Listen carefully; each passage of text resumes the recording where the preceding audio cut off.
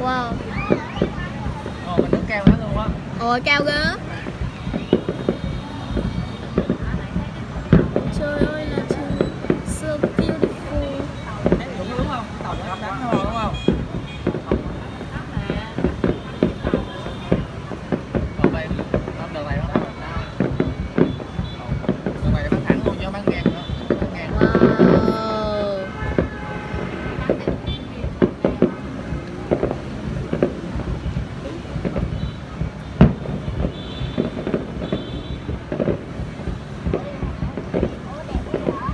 Đông rồi chứ.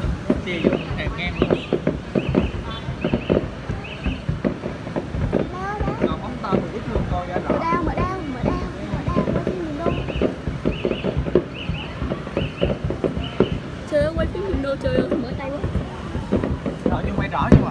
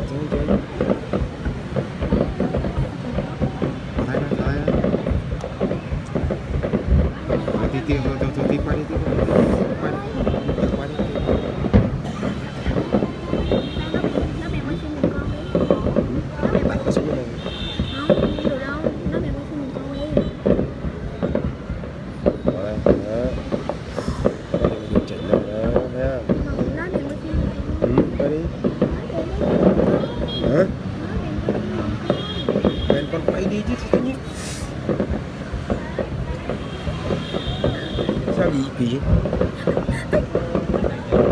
thật á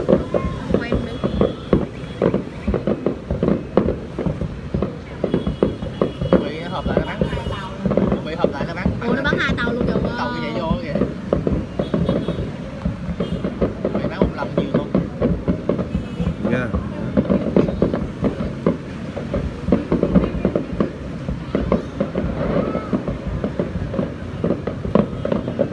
Bật đèn lên chi